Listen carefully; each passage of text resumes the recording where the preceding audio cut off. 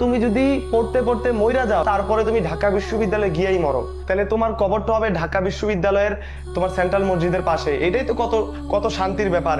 আমরা সবাই মিলে তোমাকে ওইখানে দাফন কাফন করব, কোনো সমস্যা নাই। মরো মরো, চান্স পায়া মরো, যাতে বীরের মতো তোমাকে আমরা ঢাকা বিশ্ববিদ্যালয়ে সবাই কবর দিতে পারি। ঢাকা বিশ্ববিদ্যালয়ে থাকবা, এইটাই সবচেয়ে বড় ব্যাপার। 12 জুলাই 2026 একটি প্রশ্নপত্রে 2টি সৃজনশীল ভুল আর সিস্টেম কর্তৃক সেই ভুলকে ঘিরে তৈরি হওয়া তীব্র মানসিক চাপের মধ্যেই নিজের জীবন হারান দিশা রানী মোহান্তা।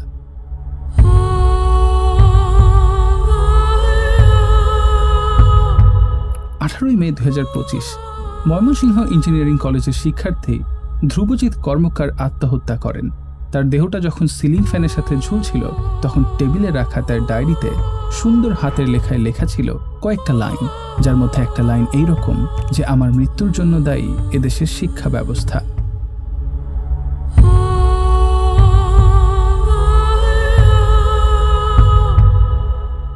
পহেলা মে 2024 ভর্তি পরীক্ষায় ব্যর্থ হয়ে পদ্মায় ঝাঁপ দিয়ে পিউ কর্মকারের আত্মহত্যা। আত্মহত্যার আগে এক ফেসবুক পোস্টে ওই তরুণী পোস্টের কিছু লাইন ঠিক এমন ছিল: গুচ্ছ আমার শেষ ভরসা ছিল, সারাদিন রাত এক করে পড়তাম, বাবা মার অনেক স্বপ্ন ছিল আমাকে নিয়ে, কিন্তু আমি কিচ্ছু দিতে পারি নাই, অনেক ভেঙে পড়েছিলাম। আমার মৃত্যুর জন্য আমার এই বড় বড় স্বপ্নগুলোই দায়ী, আমি আমার বাবা মার স্বপ্ন পূরণ করতে পারি নাই। এই অ্যাডমিশন পিরিয়ডটা যে কতটা কষ্ট দিয়েছে আমাকে। শেষ লাইনটা আরেকটু মনোযোগ দিয়ে শুনুন। এই অ্যাডমিশন পিরিয়ডটা যে কতটা কষ্ট দিয়েছে আমাকে। এগুলো কোনো অবিচ্ছিন্ন ঘটনা নয়, রাষ্ট্র কর্তৃক ডিজাইনকৃত একটা সিস্টেম। আমি নিজে টেকেরই মানুষ এবং নিজে এই এডুকেশনাল ব্যাকগ্রাউন্ড থেকে আসছি আপনার মতো, আমিও নর্মালি। বাট আমি আসলে ভাই স্বপ্ন দেখি যে আমার বাচ্চা কাচ্চা ইনশাআল্লাহ, যদি আল্লাহ আমাকে নেক্সট জেনারেশন ক্রিয়েট করার তৌফিক দেন, তারা কোনোদিনও কোনো একটা নোংরা এডুকেশনাল সিস্টেমে থাকবে না। আমার বাচ্চাকে আমি এই সেগমেন্টে ফেলবই না, ভাই মাফ চাই। এরকম হাফসা, সুমাইয়া আক্তার, শাহরিয়ার, অনেক, সাকিবের মতো হাজার হাজার ছেলে মেয়ে আত্মহত্যা করেছে। এটা তো শুধু যারা আত্মহত্যা করেছে তাদের গল্প, কিন্তু এরকম লাখ লাখ ছেলে মেয়ে প্রতিদিন ডিপ্রেশনে ভুগছে, দিন পার করছে এক অসহ্য যন্ত্রণার মধ্যে, যাদের কথা বলার কেউ নেই। এই এডমিশন টেস্টের ব্যাপারটা একটা স্টুডেন্টের মাথায় এমনভাবে ঢুকায় দেওয়া হয় যে ধরেন সে যদি কাইন্ড অফ একটা পাবলিকের সিট না মারতে পারে তাহলে তাকে মরতে হবে। ব্যাপারটা কাইন্ড অফ এরকম। বাসায় সবসময় বাবা মায়ের চাপ, কোচিং আর সমাজের চাপ নিয়েই তাদের বাঁচতে হয়। তারা আর বাঁচে কই, তাদের আসলে সারভাইভ করতে হয়। আপনি এদের হয়তো মনে মনে গালি দিচ্ছেন, এরা কত পাগল, এরা অনেক ইমোশনাল, একটা পরীক্ষা খারাপ হওয়ায় আত্মহত্যা করেছে। কিন্তু আপনি যদি একটু ম্যাচিওর হন, একটু যদি চিন্তা করেন, তাহলে বুঝতে পারবেন কি পরিমাণ ট্রমার মধ্যে দিয়ে একজন অ্যাডমিশন পরীক্ষার্থীকে যেতে হয়। Admissions basically traumatized me. So I think that কি করতে পারি এটা নিয়ে, তাই না? এই ট্রমা নিয়ে কি বেঁচে থাকা যায় না তো? Like everyone, Udvash traumatized me too. Okay, obviously. Udvash দিয়ে কে ট্রমাটাইজড হয় না, সবাই ট্রমাটাইজড হয়েছে। কত ধরনের টক্সিক কম্পিটিশনের মধ্যে যেতে হয়, ফ্যামিলি থেকে শুরু করে পুরো সমাজের মাঝে এই পাবলিক ইউনিভার্সিটি অবসেশন এমনভাবে ঢুকিয়ে দেওয়া হয়েছে যে ছেলেমেয়েরা বাঁচতেই ভুলে যায় এসবের বাইরেও একটা দুনিয়া আছে, তাদেরও এর বাইরে রয়েছে এক সম্ভাবনাময় জীবন। ফ্যামিলিতে অনেক কথা শুনতে হয়েছে, কত রাত কান্না করছি জানি না, কত দিন কান্না করছি সেটাও জানি না, কত মানুষের কত কথা শুনছি তাও জানি না। লাইক এমন কিছু হয় নাই যে মানে খুবই normal. And trust me guys, তোমরা যারা এই সেম সিচুয়েশন আছো, I understand. Like you guys deserve a hug. আর এই পাবলিক ভার্সিটি অবসেশন, এই ট্রমা তো এমনি তৈরি হয়নি। এই সিস্টেম এমনভাবেই ডিজাইন করা হয়েছে আপনার জন্যই। এবং দেখো, পাবলিক বিশ্ববিদ্যালয়ের যে একটা ক্রেজ, এটা হয়তো ক্রিয়েট করেছে কোচিং ইন্ডাস্ট্রি, যেখানে আপনার এডটেকের ভাইয়ারা আপনাকে জাস্ট একটা মুরগি হিসেবে দেখে। তুমি হলো নতুন মুরগি, মার্কেটের নতুন মুরগা, তোমাকে আরেকবার মুরগি বানাবো আমরা, ঠিক আছে? তোমার কাছে টাকা আছে না, 2 দিন পরে এইচএসসিতে উঠবা, এইচএসসিতে সর্বাধিক ধান্দাবানি হবে গোটা বাংলাদেশে, তোমাকে ধাপে ধাপে খসাবো, আমি ওপেনলি বলে খসাবো। তখন আপনি তাদের কাছে একটা প্রোডাক্ট ছাড়া কিছুই না। Yes, you're just a product, my boy. A product to be sold, a product to be marketed, a product to be monetized. এই স্টুডেন্টগুলো বুঝে না যে তারা যদি কোথাও ভালো চান্স না পায়, আমরা টিচাররা তাকে চিনবই না। এক্স্যাক্টলি, হ্যাঁ। রূঢ় সত্য। হ্যাঁ, এখন তোমাকে চিনতেছি কেন? কারণ এখন তুমি আমার স্টুডেন্ট, তোমার থেকে শেয়ার আমরা দিচ্ছে student ভিডিও। পাবো। এই কারণে এগুলো আমাদের সবগুলো ব্যবসায়িক উদ্দেশ্য। আমি মনে করি এইভাবে করাটা আসলে হারাম খাওয়া, আর কিছু না। We don't love you, trust me, nobody loves you.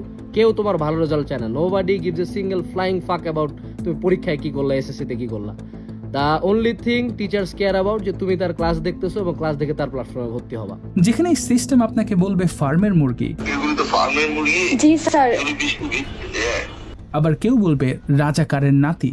যত রাজাকারের বাচ্চারা নাতিপুতি হলো মেধাবী, তাই না? এই ফুল ইকোসিস্টেমের কাছে আপনি জাস্ট একটা নাম্বার, একটা জিপিএ, একজন অ্যাডমিশন ক্যান্ডিডেট, একজন কোর্স বায়ার, একটা কাস্টমার, জাস্ট দ্যাট। আপনার স্বপ্ন, আপনার ভয়, আপনার অ্যাংজাইটি, এসবের একটা মার্কেট ভ্যালু আছে। আর সেই মার্কেটটাই বছরের পর বছর ধরে আপনার অ্যাটেনশন, আপনার ইনসিকিউরিটি, আপনার ফিউচার আর আপনার ড্রিমকে পুঁজি করে গড়ে উঠেছে।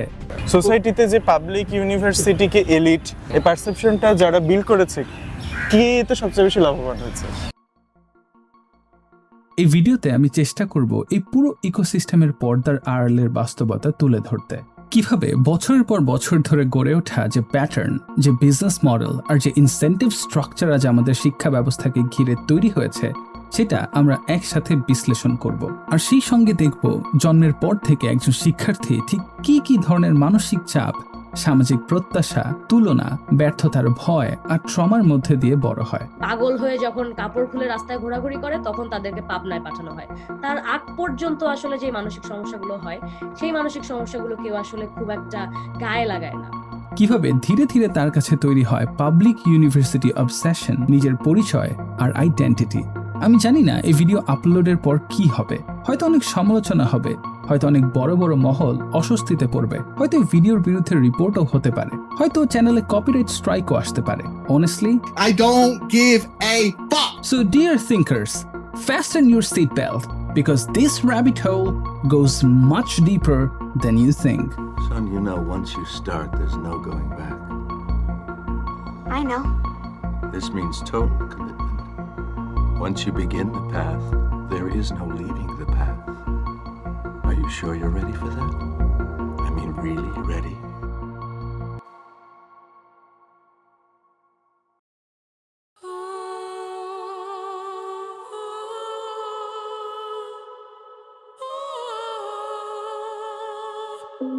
কিছুদিন পরেই এইচএসসি পরীক্ষা শেষ হবে, আর তারপরই শুরু হবে এমন এক প্রতিযোগিতা, এই যেন এক মরণযুদ্ধ। এবছর বাংলাদেশে প্রায় 12,71,000 শিক্ষার্থী এইচএসসি ও সমমান পরীক্ষায় অংশ নিয়েছে। আর আমাদের পাবলিক বিশ্ববিদ্যালয়গুলোতে মোট আসন প্রায় 75,000টি। সেই হিসেবে মোট পরীক্ষার্থীদের প্রায় 94.1% শিক্ষার্থী কখনোই পাবলিক ভার্সিটিতে পড়ার সুযোগ পাবে না। এই 12 লাখেরও বেশি শিক্ষার্থীর বড় একটা অংশের সামনে এখন শুরু হবে দেশের সবচেয়ে competitive admission battle, medical, engineering এবং পাবলিক ইউনিভার্সিটিতে ভর্তির যুদ্ধ। কারণ এইচএসসি শেষ হওয়ার পর স্টুডেন্টদের সামনে মূলত 3টা টার্গেট থাকে। প্রথমত ইঞ্জিনিয়ারিং, দ্বিতীয়ত মেডিকেল আর তৃতীয়ত পাবলিক ইউনিভার্সিটি। আর যদি ইঞ্জিনিয়ারিং এর কথা বলেন তাহলে স্বপ্নের তালিকায় একদম উপরে থাকে বুয়েট। অ্যাকসেপ্টেন্স রেট 0.1, অর্থাৎ প্রায় 1000 জন এইচএসসি শিক্ষার্থীর মধ্যে মাত্র 1 জন বুয়েটে ভর্তি হওয়ার সুযোগ পায়। যদি মেডিকেলের কথা বলেন তাহলে সবার প্রথম লক্ষ্য থাকে ডিএমসি বা ঢাকা মেডিকেল, যেখানে অ্যাকসেপ্টেন্স রেট 0.2, অর্থাৎ প্রতি 1000-এ 2 জন। আর যারা পাবলিক ইউনিভার্সিটিতে ভর্তি হতে চায় তাদের লক্ষ্য থাকে ঢাকা, জাহাঙ্গীরনগর, রাজশাহী, চট্টগ্রাম এবং দেশের অন্যান্য পাবলিক বিশ্ববিদ্যালয়। ঢাকা বিশ্ববিদ্যালয়ের কথাই ধরুন, যার অ্যাকসেপ্টেন্স রেট 2.1%। কিন্তু তবুও কেন বাংলাদেশও অ্যাডমিশনকে ঘিরে এক ধরনের অবসেশনের মধ্যে বাস করছে? সব থেকে বড় স্বপ্নদোষ হচ্ছে এই অ্যাডমিশন টেস্ট। মানে আমি তো দেখছি, আমি তো নিজেই সিস্টেম থেকেই বড় হয়েছি, আমি তো একদম মানে বাইরে থেকে কথা আসিনি। আমি কেন এই কথাগুলো বলি? অবশ্যই আমার মধ্যে কিছু রিয়েলাইজেশন আসছে, তাই আমি এই কথাগুলো বলি। এত কিছু জানার পরও কেন বাংলাদেশে আজ লক্ষ লক্ষ শিক্ষার্থী, তাদের বাবা মা, এমনকি অনেক শিক্ষকও এমনভাবে মেডিকেল, বুয়েট আর পাবলিক ইউনিভার্সিটি অ্যাডমিশনের পেছনে ছুটছেন যেন এই কয়েকটা পরীক্ষায় একজন মানুষের জীবনের একমাত্র সফলতার সংজ্ঞা, একমাত্র নিরাপদ ভবিষ্যৎ আর একমাত্র সম্মানজনক পথ। যারা ভাইয়া আছে, যারা টিউশনি করায়, তারা সবসময় এভাবেই মোটিভেট করানোর চেষ্টা করে যে হচ্ছে বুয়েটে একবার চান্স পাও, তারপর লাইফ আসলে সেট। বাট লাইফ আসলে কখনোই সেট না। লাইফ একটা প্রচন্ড একটা ভোলাটাইল জিনিস। ডাক্তার আর ইঞ্জিনিয়াররাই কি বাংলাদেশের সবচেয়ে বেশি অর্থ উপার্জন করেন? না। সমাজে কি শুধু তারাই সম্মান পান? সেটাও না। মেডিকেলে চান্স পেলে কিংবা বুয়েটে ভর্তি হলেই কি জীবন একেবারে সহজ হয়ে যায়? বাস্তবতা হলো সেটাও না। বরং একজন ডাক্তারকে নিজের ক্যারিয়ারে প্রতিষ্ঠিত হতে অনেক ক্ষেত্রেই 30 থেকে 35 বছর বয়স পর্যন্ত অপেক্ষা করতে হয়। একজন ইঞ্জিনিয়ারকেও বছরের পর বছর কঠোর পরিশ্রম করে নিজের অবস্থান তৈরি করতে হয়। তাহলে প্রশ্ন হলো, যে পথ এত দীর্ঘ, এত অনিশ্চিত, আর যেখানে সফল হওয়ার সম্ভাবনা এত কম, সেই পথের পেছনে পুরো সমাজ এতটা অবসেসড কেন? এই প্রশ্নের উত্তর খুঁজতে হলে আমাদের হিউম্যান সাইকোলজি বুঝতে হবে। এর পেছনে মোটা দাগে 3টা কারণ আছে। প্রথম কারণটা হলো সার্টেনটি। মানুষ জন্মগতভাবেই সার্টেনটির পেছনে ছুটে। সাকসেস রেট 1% নাকি 10%, ফেলিয়ার রেট 90% নাকি 99%, আমাদের মস্তিষ্ক প্রথমে সেই হিসাব করে না। আমাদের মস্তিষ্ক শুধু এমন একটা পথ খোঁজে যেটা আগে থেকেই পরিষ্কারভাবে বলা আছে, যেখানে মনে হয় এই কয়েকটা ধাপ ফলো করলেই একদিন সফল হব। আর বাংলাদেশের এডুকেশন সিস্টেম ঠিক সেই রেডিমেড প্যাডটাই আমাদের সামনে ছোটবেলা থেকেই তৈরি করে দেয়। ভালো করে এসএসসি দাও, তারপর সায়েন্স নাও, এইচএসসিতে জিপিএ 5 পাও, এরপর মেডিকেল কিংবা বুয়েট অথবা পাবলিক ভার্সিটিতে এক্সাম দাও, একটা নামকরার প্রতিষ্ঠানে চান্স পেয়ে যাও, আর তারপর লাইফ সেট। এত বছর ধরে এই একই গল্প এতবার বলা হয়েছে যে আজ অসংখ্য পরিবার এটাকে আর একটা সম্ভাবনা হিসেবে দেখে না। তারা এটাকে একমাত্র বাস্তবতা হিসেবে বিশ্বাস করতে শুরু করেছে। বায়োলজি ভালো পারলে ডাক্তার, ম্যাথমেটিক্সে ভালো হলে বুয়েট, মনে হয় যেন পুরো জীবনটাই আগে থেকে লিখে রাখা হয়েছে। আর একজন শিক্ষার্থীর কাজ শুধু সেই স্ক্রিপ্ট ফলো করা। কারণ মানুষের মস্তিষ্ক অনিশ্চয়তার চেয়ে আগে থেকে নির্ধারিত পথেই বেশি নিরাপত্তা খুঁজে পায়। দ্বিতীয় কারণ হলো স্ট্যাটাস। হাজার বছর ধরে মানুষ শুধু টাকার জন্য নয়, সামাজিক পরিচয় আর সম্মানের জন্য প্রতিযোগিতা করে এসেছে। সমস্যাটা সেখানে নয়, সমস্যাটা শুরু হয় তখন যখন একটি পরীক্ষা, একটি বিশ্ববিদ্যালয় বা একটি পেশাকে সমাজ স্ট্যাটাস সিম্বলে পরিণত করে। বাংলাদেশের কোচিং সেন্টারের billboard, Facebook advertisement, YouTube thumbnail কিংবা বিভিন্ন নিউজ রিপোর্ট দেখলেই বুঝবেন বারবার আমাদের সামনে একই গল্প তুলে ধরা হয়। এতবার এই ছবিগুলো দেখানো হয় যে আমাদের অবচেতন মন ধীরে ধীরে বিশ্বাস করতে শুরু করে এই পরীক্ষাগুলোতে সফল হওয়াই যেন একজন মানুষের মূল্য নির্ধারণের সবচেয়ে বড় মাপকাঠি। তারা ভার্সিটিগুলোকে এমনভাবে রিপ্রেজেন্ট করছে যে এটা ছাড়া একটা স্টুডেন্টসের লাইফ বৃথা। কিউএস ওয়ার্ল্ড ইউনিভার্সিটি র্যাঙ্কিং অনুযায়ী ঢাকা বিশ্ববিদ্যালয় প্রায় 554তম, আর বুয়েট রয়েছে 761 থেকে 770 রেঞ্জে। ওয়ার্ল্ডের টপ 100 তো দূরের কথা, টপ 300-এও না। তবুও আমাদের দেশে এগুলো নিয়ে যে লেভেলের হাইপ, মাতামাতি আর অবসেশন, তা দেখলে মনে হয় এগুলোর বাইরে কিছুই নেই। এর পেছনের কারণটা খুব simple. Learning became secondary, status became the product. মানুষ এখন ইঞ্জিনিয়ার হওয়ার জন্য বুয়েটে পড়ে না, বুয়েটে পড়ার জন্যই ইঞ্জিনিয়ার হয়। এইটাকে মানে বুয়েটকে কেউ ব্র্যান্ড বানায় ফেলছে। মানে আমরা তো আবার ইঞ্জিনিয়ারিং পড়ি না, আমরা বুয়েটে পড়ি। বুয়েটে পড়ি ভাই, আমরা ইঞ্জিনিয়ারিং পড়ি না ভাই, এইটাই আর কি। স্কিল, কিউরিওসিটি, প্রবলেম সলভিং সবই এখানে সেকেন্ডারি। আর এই ব্র্যান্ড অবসেশনটাই সবচেয়ে বড় ইলিউশন। অবশ্যই এমন অনেক শিক্ষার্থী আছে যারা সত্যিই ডাক্তার হতে চায়, মানুষের জীবন বাঁচাতে চায়, কিংবা ইঞ্জিনিয়ার হয়ে নতুন কিছু তৈরি করার স্বপ্ন দেখে। কিন্তু বাস্তবতা হলো তাদের বাইরেও বিশাল একটি অংশ এই র্যাট রেসে নেমেছে নিজের স্বপ্নের জন্য নয়, বরং সমাজের প্রত্যাশা, আত্মীয় স্বজনের চাপ আর মানুষ কি বলবে এই একটা চাপের কারণে। আর তৃতীয় কারণ হলো স্কারসিটি। মানুষের মস্তিষ্ক স্বাভাবিকভাবেই সেই জিনিসের প্রতি বেশি আকৃষ্ট হয় যেটা পাওয়া সবচেয়ে কঠিন। যখন আপনি শুনবেন ঢাকা মেডিকেলের অ্যাকসেপ্টেন্স রেট মাত্র 0.2%, বুয়েটে হাজার শিক্ষার্থীর মধ্যে সুযোগ পায় মাত্র 1 জন, তখন অদ্ভুতভাবে সেই প্রতিষ্ঠানগুলোর মূল্য আমাদের চোখে আরও বেড়ে যায়। কারণ আমাদের মস্তিষ্ক মনে করে যেটা পাওয়া সবচেয়ে কঠিন সেটা নিশ্চয়ই সবচেয়ে মূল্যবান। কিন্তু সমস্যা শুরু হয় তখন যখন এই অবসেশনকে ঘিরে একটা বিশাল ইন্ডাস্ট্রি তৈরি হয়ে যায়। যখন একটি পরিবার সন্তানের আগ্রহ, সক্ষমতা কিংবা মানসিক অবস্থার চেয়ে বেশি গুরুত্ব দিতে শুরু করে কোচিং, মডেল টেস্ট আর টপ র্যাঙ্কে, যেখানে বাবা মা ঋণ নেন, জমি কিংবা গরু বিক্রি করেন, জীবনের সঞ্চয় শেষ করে দেন শুধু এই বিশ্বাসে যে একবার মেডিকেল, বুয়েট কিংবা ঢাকা বিশ্ববিদ্যালয়ে চান্স পেলেই সব সমস্যার সমাধান হয়ে যাবে। আর যখন এই একই বিশ্বাস একজন 18 বছরের শিক্ষার্থীর কাঁধে এতটা মানসিক চাপ তৈরি করে যে সে ধীরে ধীরে ভাবতে শুরু করে একটা অ্যাডমিশন টেস্টই তার পুরো জীবনের মূল্য নির্ধারণ করবে, তখন এটা আর শুধু একটা পরীক্ষা থাকে না, এটা হয়ে যায় জীবনের বাঁচা মরার লড়াই।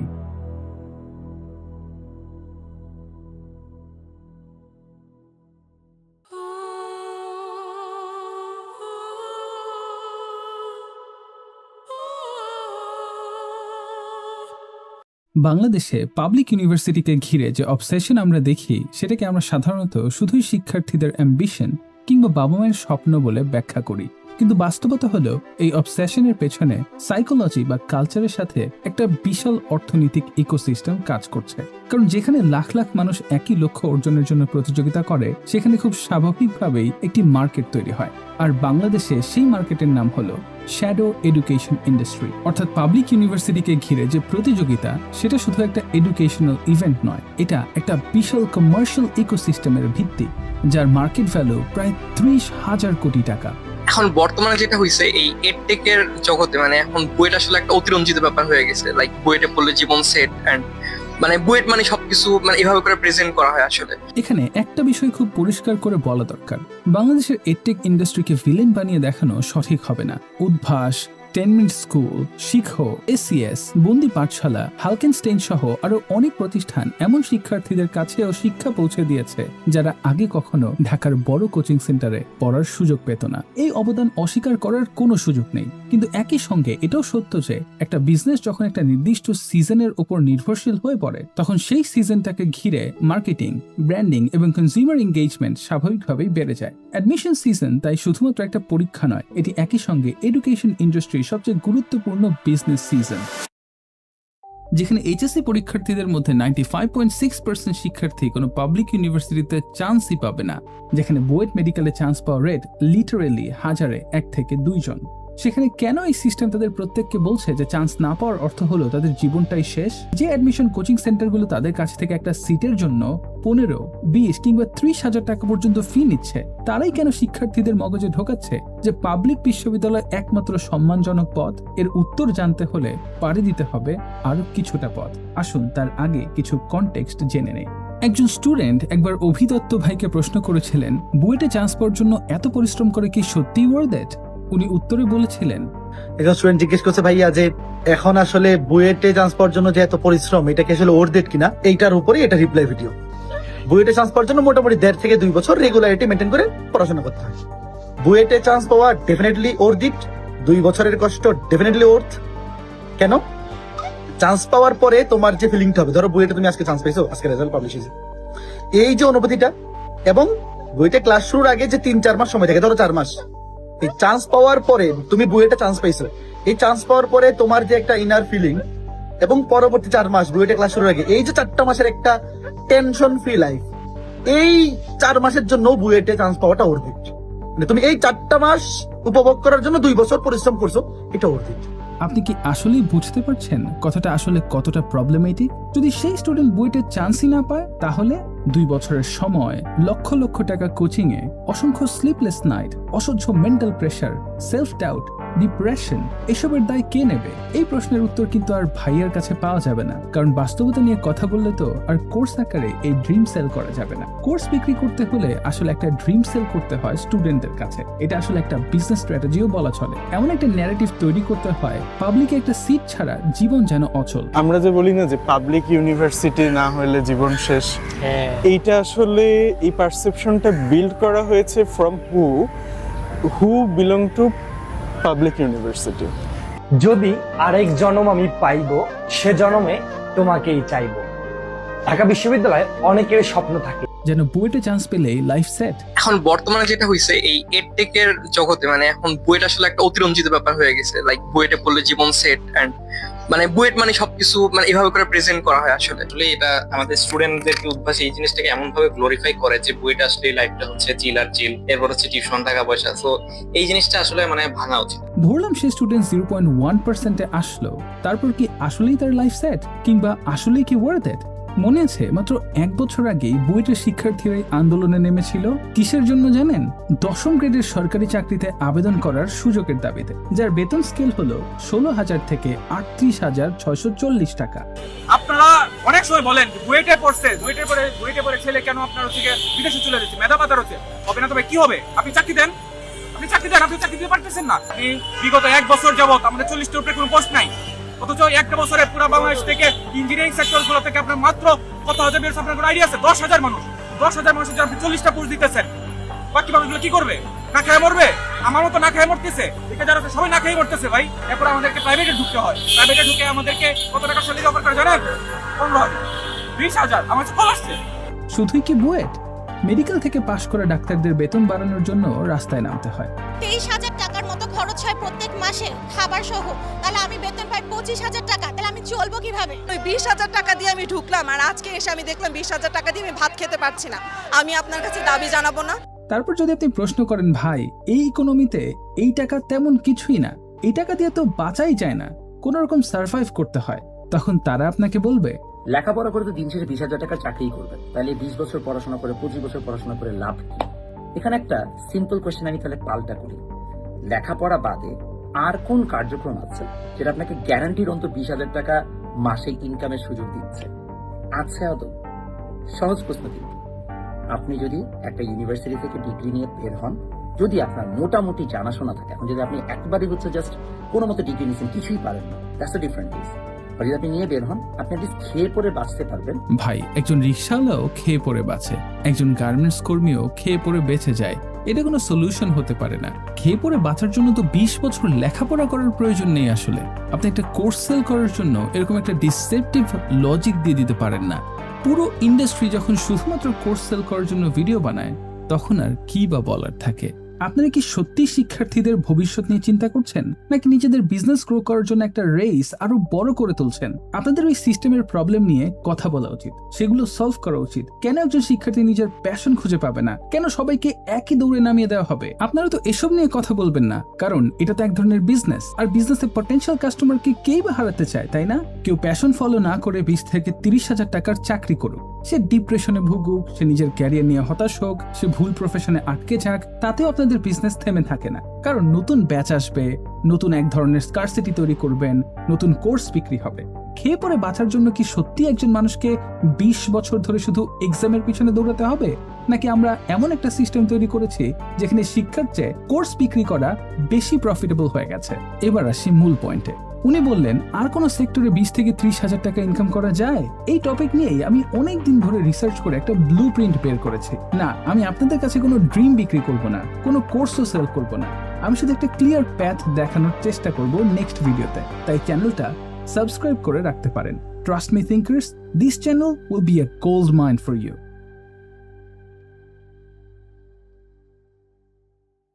আসেন এই ইন্ডাস্ট্রির কিছু টপ সিক্রেট আপনাদের সাথে শেয়ার করি। তাদের প্রায় প্রতিটা ভিডিও, প্রতিটা পোস্ট, এমনকি প্রতিটা কথার মধ্যেই একই ন্যারেটিভ থাকে, শেষ পর্যন্ত কোর্স সেল করা। বেশিরভাগই নতুন ওয়ান শট চ্যানেলসগুলো বা পুরানো যেগুলো আছে, তারা এমন বেশি কোর্স সেল করার চেষ্টা করছে যেটা কিনা আমি 24 সালে দেখিনি।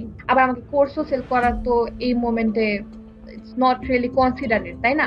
একজন টিচার যদি একজন স্টুডেন্টের ব্যাপারে কনসিডারেট হয়, যদি আসলে স্টুডেন্টের ভালো চায় বা স্টুডেন্টের ওয়েল বিং এর কথা চিন্তা করে, এইচএসসির আগে কি তার এতটা টাইম নষ্ট করে সে তার কোর্স সেল করতে বলবে? তাহলে এমন কেন করতে হবে যে আমি অলরেডি একটা 11 ঘন্টার ভিডিও বানাচ্ছি, তারপর বলছি এখান থেকেও আরো অনেক ইনফরমেশন আছে, তোমরা এই কোর্সটা কিনলে জানতে পারবা, অ্যান্ড দেন তুমি একটা কোর্স কিনতেছো এইচএসসির ঠিক আগ মোমেন্টে। এত কি ইনফরমেশন আছে যেটা কিনা গেট কিপ করতে হবে স্টুডেন্টদের কাছ থেকে, তাদেরকে একটা কোর্স সেল করতে হবে, তারপর ওই কোর্স থেকে স্টুডেন্ট নিয়ে শিখবে এইচএসসির একদম আগ মোমেন্টে। Isn't it really inconsiderate? আমরা যে এডটেক টিচারদেরকে এতটা ট্রাস্ট করছি, is it really worth trusting them? Yes, you got the point. My answer is no. It's absolutely not worth trusting them. They're just businessmen. আর একজন বিজনেসম্যানের কাছে আপনি just একটা potential customer. Because when education becomes a business, students slowly stop being learners and start becoming products. আমার কথা এখনো বিশ্বাস হচ্ছে না? তাহলে এডটেকের পীরদের কাছ থেকেই শুনুন। আমরা আসলে কেউই এখন এটা নিয়ে কেয়ারই করতেছি না যে আসলে আমাদের যে সাজেশন, যে কন্টেন্ট, এটা কি আদৌ ভালো নাকি খারাপ। We are just worried about the views. কারণ প্রত্যেকে দেখাচ্ছে যে যদি কারো ভিউ বেটার থাকে, he has better grip on the market. It's just a classic predatory game, এবং এখানে সবচেয়ে বড় বলি হচ্ছে যে স্টুডেন্টরা। এখন আপনার মনে হতে পারে তারা হয়তো স্টুডেন্টের কথা শুনে সামনে আর এসব ম্যানিপুলেট করে কোর্স বিক্রি করবে না। না না, তা কি কখনো হয়? তারা স্টুডেন্টের কোনো বিষয় একবারও অ্যাড্রেস করার চেষ্টা করেন না। তাদের মাইন্ডসেটেই থাকে রিচ, ভিউজ আর কোর্স। তোমাদের যতদিন ডিমান্ড থাকবে কোনো কিছুর, যখনই আমাদেরকে গালি দিবা গাইডে তোমার দিকেও যাবে। তুমি ভিউ দিচ্ছ দেখে তাই আমরা কন্টেন্ট বানাই, অ্যাজ সিম্পল এজ দ্যাট। তোমরা ডিমান্ড দিছো, আমরা সাপ্লাই দিছি, as it is. It is simple drug business, আর কিচ্ছু না, এটা আর কিচ্ছু না। কেউই ভালো না এখানে। মানে স্টুডেন্ট ভিউজ দিলেই তারা কন্টেন্ট বানাবে? তাহলে ওই লো ক্লাস টিকটকার গুলো তো একই কাজ করে, তাই না? আসলে এরকম হওয়ারই ছিল, যখন পুরো এডুকেশন একটা ইন্ডাস্ট্রির হাতে চলে যায়, যারা শুধু ও শুধুমাত্র ভিউজ, লাইকস, রিচের পেছনে দৌড়ায়, আর মেইন গোল হয় কোর্স সেল করা, রাদার স্টুডেন্ট কি ভ্যালু পাচ্ছে সেটা না দেখা। তখন আর আপনি এই ইন্ডাস্ট্রিকে কতটা ট্রাস্ট করবেন? এডটেক ইন্ডাস্ট্রিতে এখন এমন একটা অবস্থা দাঁড়িয়েছে যে তারা নিজেদের মধ্যেই এক প্রকার যুদ্ধ করছে। এক প্ল্যাটফর্মের ভুল অন্য প্ল্যাটফর্ম ধরিয়ে দিচ্ছে, কিন্তু সেটা হেলদি ক্রিটিসিজম হিসেবে না, বরং কম্পিটিশনের অংশ হিসেবেই বেশি মনে হয়। এরপর যার ভুল ধরা পড়ে সে নিজের ভুল স্বীকার না করে উল্টো অন্য 10টা টিচারের ভুল বের করতে শুরু করে।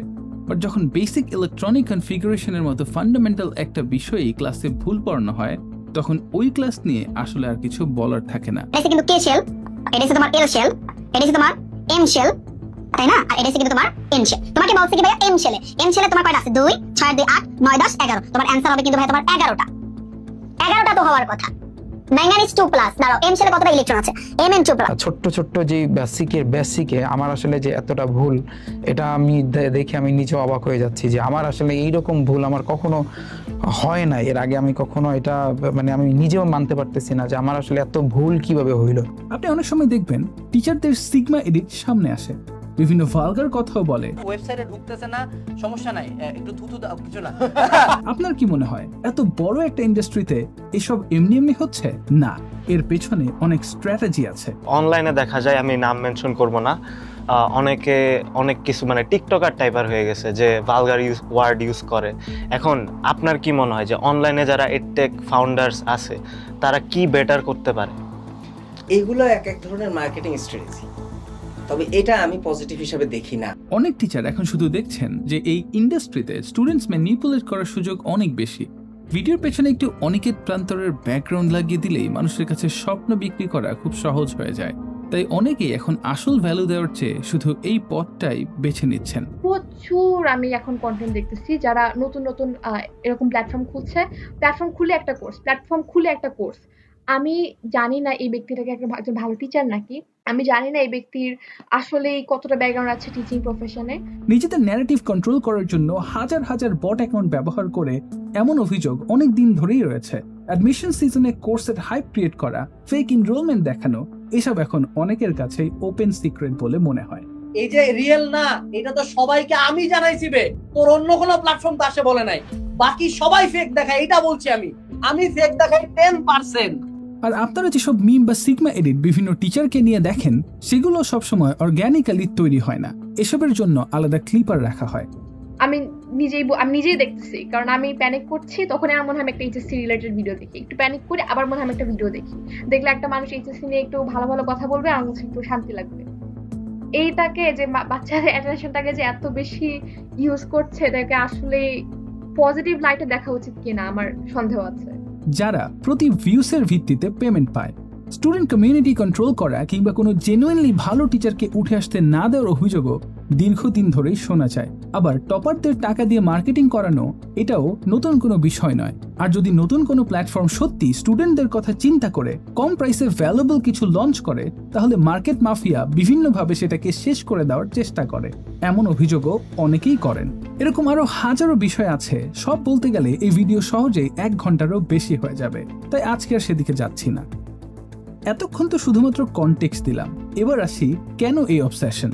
আমরা ছোটবেলা থেকেই শুনে আসছি ভালো করে পড়ো তাহলে জীবনে সফল হবে, কিন্তু একটা সময়ের পরে এই কথাটা ধীরে ধীরে বদলে যায়। তখন শুধু ভালো রেজাল্ট করার কথা বলা হয় না, বলা হয় পাবলিক ইউনিভার্সিটিতে চান্স পেতেই হবে। প্রশ্ন হলো এই বিশ্বাসটা আমাদের মাথায় এলো কোথা থেকে?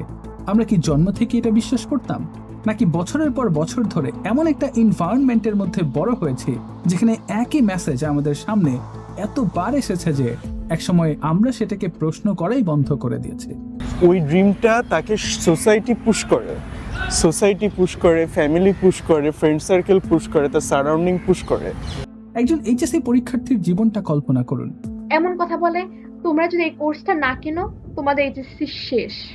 এই কোর্সটা তুমি না কিনলে তুমি এইচএসসি বসতেই পারবা না। 100% কমন গ্যারান্টি। সকালে ফেসবুক খুললেই অ্যাডমিশন ব্যাচের অ্যাডভার্টাইজমেন্ট, ইউটিউব খুললে how I cracked BUET, DU admission strategy, medical topper routine. কলেজে গেলে শিক্ষক বলছেন এখন থেকে শুধু অ্যাডমিশনের কথা ভাবতে। বাসায় ফিরে বাবা মা বলছেন একটা পাবলিকে চান্স পেলে জীবনটা সেট হয়ে যাবে। রাস্তা দিয়ে হাঁটলে বিলবোর্ডের টপারদের ছবি।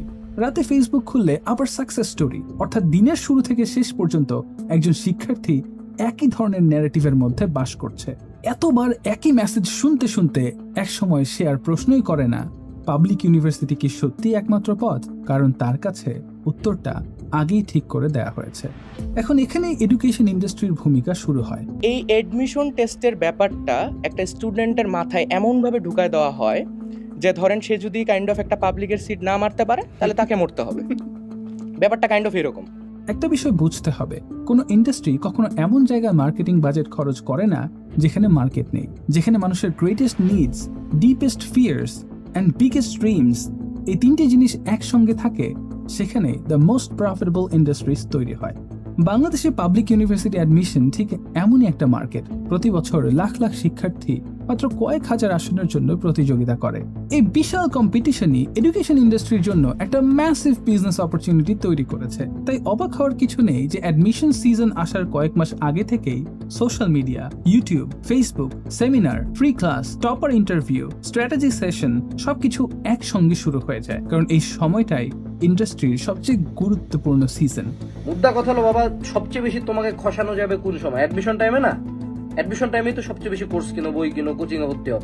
তো সবার টার্গেট হলো যে এইচএসসির আগে আগে তোমাকে যদি একটু ম্যানিপুলেট করা যায়, তোমাকে যদি একটু ভালো সার্ভিস দেওয়া যায়, তুমি অ্যাডমিশনে যায় তাদের কাছে ভর্তি হবে। এটাই তো সিম্পলি। দ্য পয়েন্ট ইজ, যখন একটি পুরো ইন্ডাস্ট্রির সবচেয়ে বড় রেভিনিউ আসে এমন একটা এক্সাম থেকে, তখন সেই এক্সামকে ঘিরে তৈরি হওয়া ন্যারেটিভ কি সময়ের সঙ্গে আরো শক্তিশালী হবে না?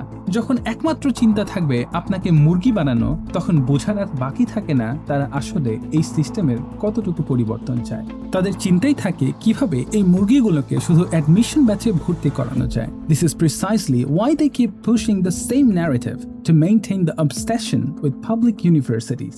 এর ফলে কি হচ্ছে? এর ফলে হাজার হাজার স্টুডেন্ট একই ধরনের রেসের মধ্য দিয়ে যাচ্ছে। একই প্রেশার, একই ফিয়ার, একই ডেস্টিনেশনের পেছনে সবাই ছুটছে। আসুন একটু দেখে নেওয়া যাক এর রিয়েল ইম্প্যাক্ট আসলে কি হচ্ছে।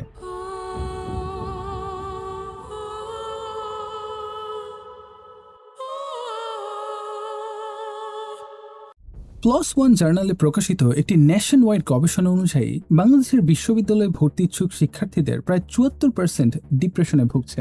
গত ৩ বছরে বাংলাদেশে অন্তত ১২২৬ জন শিক্ষার্থী আত্মহত্যা করেছে। গবেষণা ও বিভিন্ন জরিপে একাডেমিক চাপ, পরীক্ষা ও ভর্তি নিয়ে উদ্বেগ, বিষণ্ণতা এবং পারিবারিক সংকটকে গুরুত্বপূর্ণ ঝুঁকির কারণ হিসেবে চিহ্নিত করা হয়েছে। বাংলাদেশে বিশ্ববিদ্যালয়ে ভর্তি ইচ্ছুক শিক্ষার্থীদের উপর করা একটি গবেষণায় দেখা গেছে প্রায় ১৭.৭% শিক্ষার্থী আত্মহত্যার চিন্তার কথা জানিয়েছে, ৮% আত্মহত্যার পরিকল্পনার কথা বলেছে এবং ২.৫% অন্তত একবার আত্মহত্যার চেষ্টা করেছে। এই পরিসংখ্যান দেখায় যে ভর্তি পরীক্ষার চাপ শুধু একাডেমিক চ্যালেঞ্জ নয়, অনেক শিক্ষার্থীর জন্য এটা একটা গুরুতর মেন্টাল হেলথ চ্যালেঞ্জও। এই যে কোচিং সেন্টারগুলো এমনভাবে একটা ন্যারেটিভ তৈরি করে যে আপনার বাবা মা থেকে শুরু করে আশেপাশের সবাই আপনার কাছে একটাই এক্সপেকটেশন রাখতে শুরু করে, আর এখান থেকে শুরু হয় আসল প্রেশার। এমন এক প্রেশার যেখানে প্রতি ১০০ জন অ্যাডমিশন ক্যান্ডিডেটের মধ্যে প্রায় ৭৪ জন ডিপ্রেশনের লক্ষণ নিয়ে লড়াই করছে। একবার নিজেকে প্রশ্ন করুন, এত ভয়ঙ্কর একটা বাস্তবতা নিয়ে কেউ কথা বলে না কেন? আমরা সেকেন্ড চ্যাপ্টারে আলোচনা করেছিলাম চান্স পাওয়ার প্রবাবিলিটি ঠিক কতটা কম, কিন্তু একজন এইচএসসি পাশ করা শিক্ষার্থী প্রবাবিলিটি বোঝে না। সে শুধু একটা কথাই শুনে বড় হয়, ভালো করে পড়ো তাহলে হয়ে যাবে। অথচ বাস্তবতা অনেক বেশি জটিল, কারণ একই পরীক্ষায় অংশ নেওয়া হাজার হাজার শিক্ষার্থীর বড় একটা অংশই নিজেদের স্কুল বা কলেজের টপার ছিল। তারা সবাই পরিশ্রম করেছে, সবাই ত্যাগ স্বীকার করেছে, সবাই স্বপ্ন দেখেছে। কোচিং এ ভর্তি হওয়ার পরপরই শুরু হয় টক্সিক কম্প্যারিজন কালচার। কোচিং এর প্রতিটি উইকলি এক্সামের পর র্যাঙ্ক প্রকাশ করা হয়। ক্লাসরুমে কে ফার্স্ট, কে লাস্ট সেটা সবাই জানে। সোশ্যাল মিডিয়াতে টপ স্কোরারদের ছবি পোস্ট হয়। বিলবোর্ডসে তাদের মুখ ঝুলে থাকে, কোচিং সেন্টার তাদের সাকসেস স্টোরি দিয়ে মার্কেটিং করে, কিন্তু যে শিক্ষার্থীটা ধীরে ধীরে পিছিয়ে যাচ্ছে তার গল্পটা কেউ জানতে চায় না। তরুণরা যাতে চাপ সামলাতে পারে সেজন্য রাজ্য সম্প্রতি বেশ কিছু বিধান চালু করেছে। কোচিং সেন্টারগুলোকে বলা হয়েছে যারা বেশি নাম্বার পায় তাদের আলাদা করে তুলে না ধরতে। সে প্রতিদিন অন্যদের সাকসেসের সঙ্গে নিজের ব্যর্থতাকে কম্পেয়ার করতে করতে এমন এক জায়গায় পৌঁছে যায় যেখানে সে আর নিজের পটেনশিয়ালকেও দেখতে পায় না। ধীরে ধীরে তার পুরো পরিচয় একটা সংখ্যার মধ্যে সীমাবদ্ধ হয়ে যায়। মডেল টেস্টে কম নাম্বার মানেই সে ভাবে আমি শেষ, একটা খারাপ পরীক্ষা মানে মনে হয় আমার ভবিষ্যৎ শেষ, কারণ বছরের পর বছর ধরে তাকে শেখানো হয়েছে রেজাল্টই আইডেন্টিটি। এর সঙ্গে যোগ হয় পরিবারের প্রত্যাশা। প্রতিদিন ফোনে একই প্রশ্ন, পড়াশোনা কেমন চলছে, উইকলি টেস্টে কত পেলি, চান্স তো হবেই তাই না? বাবা হয়তো অফিসের সবাইকে বলে দিয়েছেন আমার ছেলে এবার বুয়েটে এক্সাম দিবে, মা আত্মীয়দের বলে রেখেছেন আমার মেয়ে ডাক্তার হবে। পরিবার হয়তো কোচিং, হোস্টেল, বই আর অন্যান্য খরচ চালাতে অনেক ত্যাগ স্বীকার করেছে। ফলে শিক্ষার্থীর কাছে পরীক্ষাটা আর শুধু নিজের থাকে না, মনে হয় পুরো পরিবারের সম্মান তার কাঁধে। এই অবস্থায় অনেক শিক্ষার্থীর মধ্যে অ্যাংজাইটি, দীর্ঘস্থায়ী স্ট্রেস, ঘুমের সমস্যা, আত্মবিশ্বাস কমে যাওয়া, নিজেকে অযোগ্য মনে করা, সোশ্যাল আইসোলেশন, এমনকি ডিপ্রেশনের লক্ষণও দেখা দিতে পারে। কেউ কারোর সঙ্গে কথা বলা বন্ধ করে দেয়, কেউ পরিবারকে সত্যি বলতে ভয় পায়, কেউ নিজের কষ্ট লুকিয়ে রাখে শুধু এই ভেবে যে সবাই হতাশ হবে। বাইরে থেকে সে হয়তো পড়ছে, কিন্তু ভেতরে ভেতরে সে প্রতিদিন নিজের সঙ্গেই লড়াই করছে। পরিবারের চাপ হোক, সমাজের প্রেশার হোক, কিংবা ভাইয়াদের মোটিভেশন যেভাবেই হোক না কেন, একবার যখন আপনি এই রেসে নামেন তখন এই পুরো জার্নি আপনাকেই পার করতে হয়। অ্যাকসেপ্টেন্স রেট কতটা কম সেটা জেনেও আপনাকে এই পথেই হাঁটতে হয়। আর এত প্রেশার, ট্রমা, স্যাক্রিফাইস আর কাউন্টলেস স্লিপলেস নাইটসের পর যখন আপনি ফেল করেন, তখন শুধু একটা এক্সামেই ফেল করেন না, অনেকের কাছে মনে হয় যেন পুরো জীবনটাই ফেলড হয়ে গেছে।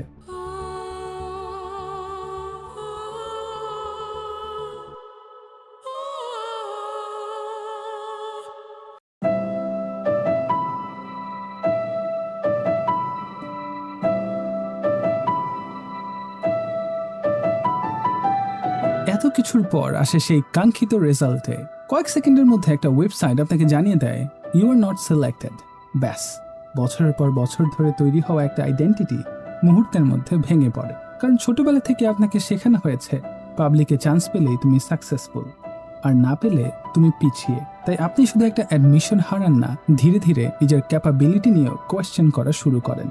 তারপর চারপাশের মানুষের কথায় জীবন যেন বিষাক্ত হয়ে ওঠে। শেষ পর্যন্ত পরিবারও সিদ্ধান্ত নেয় লাখ লাখ টাকা খরচ করে আপনাকে প্রাইভেট ইউনিভার্সিটিতে ভর্তি করায়। কারো বাবা সেভিংস ভাঙেন, কারো পরিবার লোন নেয়, কেউ হয়তো জমি বিক্রি করে, কারণ সবারই বিশ্বাস 4 বছর পর সব ঠিক হয়ে যাবে। কিন্তু ইউনিভার্সিটিতে ঢোকার পর বাস্তবতা সম্পূর্ণ বদলে যায়। এখানে কেউ আর জানতে চায় না আপনি এইচএসসিতে কত জিপিএ পেয়েছিলেন কিংবা পাবলিকে কত নম্বরের জন্য মিস করেছিলেন। এখন প্রশ্ন একটাই, what can you actually do? আপনার স্কিল কি? আপনার পোর্টফোলিও কোথায়? আপনি কি প্রবলেম সলভ করতে পারেন? আর তখনই অনেক স্টুডেন্ট প্রথমবারের মতো বুঝতে পারে এত বছর সে এক্সামের জন্য নিজেকে প্রিপেয়ার করেছে, কিন্তু ক্যারিয়ারের জন্য নয়। আর গ্র্যাজুয়েশনের পরের ছবিটা আরো কঠিন হয়ে যায়। অনেকে নিজের সাবজেক্টের জব পায় না, কেউ বিসিএস এর প্রিপারেশন শুরু করে, কেউ ব্যাংক জবের পেছনে ছুটে, কেউ ফ্রিল্যান্সিং এ যায়, কেউ বিদেশে যাওয়ার চেষ্টা করে, আবার কেউ সম্পূর্ণ অন্য প্রফেশনে চলে যায়। আর তখন একটা প্রশ্ন মাথার ভেতর বারবার ঘুরতে থাকে, যদি শেষ পর্যন্ত অন্য কিছুই করতে হয় তাহলে এত বছর ধরে এই রেসটা দৌড়ালাম কেন? হয়তো এটাই পুরো সিস্টেমের সবচেয়ে বড় আইরনি।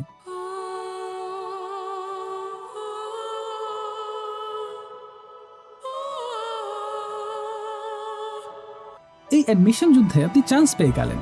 আপনি চান্স পাওয়ার পর ভাবলেন হয়তো এখন লাইফ সেটেলড।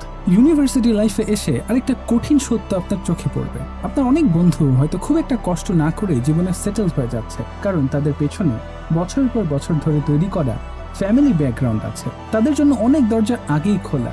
কিন্তু আপনার একই সাথে ক্লাস মেনটেন করতে হবে, টিউশন করতে হবে, সিজিপিএ বাঁচাতে হবে, ফিউচার সিকিউর করার জন্য বিসিএস এর বইও পড়তে হবে, আবার আইএলটিএস এর প্রিপারেশনটাও চালিয়ে যেতে হবে।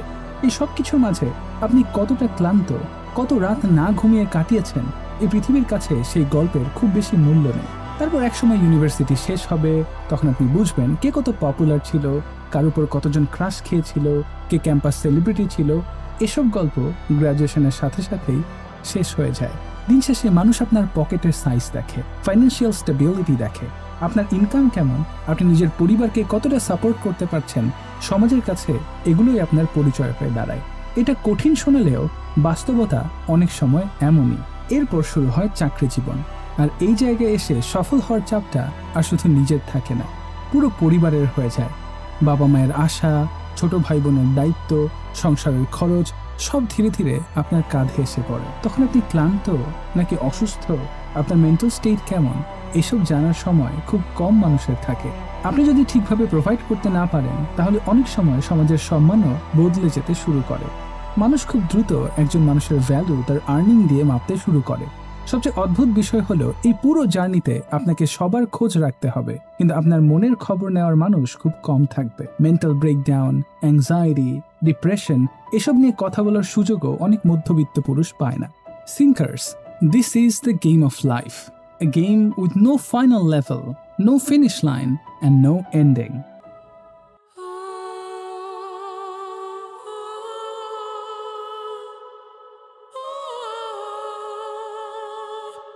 ক্রেজি লেভেলের বৃষ্টি হচ্ছে বাইরে, এখন 8:30 বাজে। আমি যদি এখন না বেরোই তাহলে আমি এক্সাম দিতে পারবো না, কারণ আমার কাছে অ্যাটলিস্ট 1 ঘন্টা লাগে। আর আজকে কতক্ষণ লাগবে I don't know, but somehow you still have to attend the fucking exam, even if you're like even if you're dying, drowning or anything. মানে I'm shaking right now, I'm crying because I feel so fucking devastated. আমি এমন একটা বালের দেশে জন্মাইছি। তো এই পানি এখনো যায় নাই, তো আমি এই হাঁটু সমান পানি ভেঙে যে কিভাবে এক্সাম দিতে যাব, আর কিছুক্ষণের মধ্যে আমার যেতে হবে, হাতে নাই টাইম। আমি ফিল করতে পারছি যে ঝড় আসবে, বাইরে এখন অন্ধকার। কি বলবো আমি আসলে বুঝে পাচ্ছি না। এখন এই বৃষ্টির মধ্যে হাঁটু পানি ভেঙে আমার যেতে হবে এক্সাম হলে, গিয়ে সেখানে একটা এক্সাম দিয়ে আমাকে আবার আসতে হবে আরেকটা পরীক্ষার আগে, জাস্ট একদিন বন্ধ। আপনি যত তাড়াতাড়ি বুঝবেন যে দে ডোন্ট গিভ আ ফাক অ্যাবাউট ইউ, তত তাড়াতাড়ি আপনার জন্য ভালো। আপনাকে একটা ফার্মের মুরগি বানিয়ে রাখা হবে। কেউ আপনাকে মোটিভেশন দেবে, কেউ ইন্সপিরেশন দেবে, আবার কেউ কোর্স সেল করবে, কিন্তু দিনের শেষে they don't really care about us. আমার কিছু প্রাণপ্রিয় একটেকের ভাই আছে, আমার ভাইয়েরা এসে আমার কোর্স বিক্রি করতেছে। ভাইয়েরা এসে বলতেছে যে আমার স্লাইড থেকে 100 কমন আসছে, দেখো নিচে আবার তার অ্যাডমিশন কোর্সের লোগো দেওয়া। এইগুলা লাইন ঘাট আমি জানি কি হয় না হয়, সব আলটিমেটলি 90% মানুষজন যে আমরা চাই যে আমাদের কোর্সে ভর্তি হবে, এটার জন্য কোথায় কি বলা লাগবে আমরা চিন্তা করি। আমি জানি এটা হওয়াটা স্বাভাবিক, বাট তাই বলে এইরকম ভাবে নিজের এই বিবেক টিবেক বাদ দিয়া পোলাপানের এত খারাপ অবস্থা এসে বলছি সব কমন আসছে, কোর্স কিনো। কারণ এই সিস্টেমের কাছে আপনি কোনো মানুষ নন, আপনি একটা রোল নাম্বার, একটা জিপিএ, একটা অ্যাডমিশন ক্যান্ডিডেট, একটা কোর্স বায়ার, একটা কাস্টমার। আপনার স্বপ্ন, আপনার ভয়, আপনার অ্যাংজাইটি এসবের একটা মার্কেট ভ্যালু আছে, আর সেই মার্কেটটাই বছরের পর বছর ধরে আপনার অ্যাটেনশন, আপনার ইনসিকিউরিটি আর আপনার ফিউচারকে মনিটাইজ করে যাচ্ছে। কোর্স সেল করা কোনো প্রবলেম না, বিজনেস ইজ বিজনেস, কিন্তু প্রবলেম শুরু হয় তখন যখন একজন 18 বছরের স্টুডেন্টের ভয়, অনিশ্চয়তা আর স্বপ্নকে প্রোডাক্ট বানিয়ে সেল করা হয়। যখন তাকে বিশ্বাস করানো হয় এই একটা এক্সামই তোমার পুরো লাইফ ডিসাইড করবে, কারণ একজন কনফিউজ স্টুডেন্টের কাছে সলিউশন সেল করা সবসময় সহজ। আপনি যত বেশি লস্ট ফিল করবেন, মার্কেট তত বেশি আপনার কাছে হোপ সেল করার সুযোগ পাবে। আর এই সিস্টেম শুধু কোচিং ইন্ডাস্ট্রিতে সীমাবদ্ধ নয়। এইচএসসি পরীক্ষার ঘটনাটার কথাই ভাবুন। কোমর সমান পানি পেরিয়ে, ভেজা কাপড় পরে, ভেজা অ্যাডমিট কার্ড হাতে, অসুস্থ শরীর নিয়ে হাজার হাজার শিক্ষার্থী এক্সাম হলে পৌঁছেছে। তারপর এক্সাম হলে গিয়ে তারা এমন কোয়েশ্চেন পেয়েছে যেগুলোর মধ্যে ভুল ছিল। তারা বারবার সলভ করেছে, বারবার কেটেছে, বারবার নিজের উপর সন্দেহ করেছে। তাদের মনে হয়েছে হয়তো প্রবলেম কোয়েশ্চেনে না, প্রবলেম তার নিজের মধ্যেই। কিন্তু এক্সামের পর যখন জানা গেল কোশ্চেনেই ভুল ছিল, অথচ সেই কয়েক মিনিটের প্যানিক, সেই হারিয়ে যাওয়া কনফিডেন্স, সেই নষ্ট হয়ে যাওয়া টাইম কেউ আর ফিরিয়ে দিতে পারবে না। একটা ভুল কোশ্চেন হয়তো কারো A+ কেড়ে নিয়েছে, কারো ইঞ্জিনিয়ারিং অ্যাডমিশনের এলিজিবিলিটি নষ্ট করেছে, কারো বহু বছরের স্বপ্ন ভেঙে দিয়েছে। কিন্তু সিস্টেম চলছে নিজের মতোই, কারণ সিস্টেমের কাছে কোশ্চেন একটা পেপার। আর এই ক্রাইসিস মোমেন্টে আপনার কথা কেউ চিন্তা করে না। দেখুন না, আমি ভিডিও বানাতে ব্যস্ত, কোচিং সেন্টার তাদের কোর্সের প্রমোশন নিয়ে বিসি, পলিটিশিয়ানরা ব্যস্ত ক্রাইসিস ম্যানেজমেন্ট নিয়ে, ছাত্রদল বিসি স্লাট শেমিং করতে।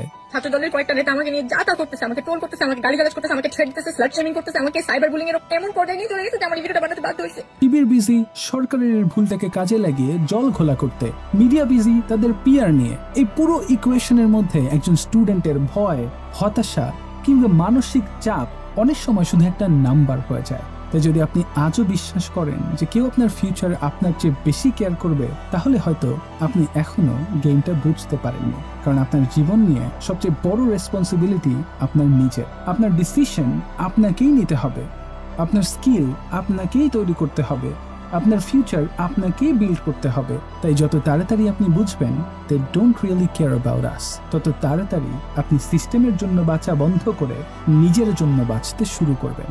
অনেকেই এই পর্যায়ে হয়তো মনে করতে পারেন আমি এডুকেশনের বিরুদ্ধে। না, একদমই না।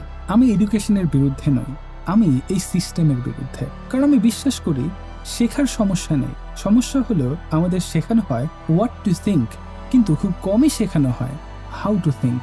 আর এই কারণে এই সিরিজে আরো 2টি ভিডিও আসছে। প্রথম ভিডিওতে আমরা দেখাবো how to crack this system, এই রিয়েল লাইফ গেমে কিভাবে উইন হবেন, কিভাবে এই সিস্টেমের বাইরে গিয়ে এই ক্যাপিটালিস্টিক সমাজে নিজের ভ্যালু ক্রিয়েট করবেন, তা নিয়েই হবে এই ভিডিও।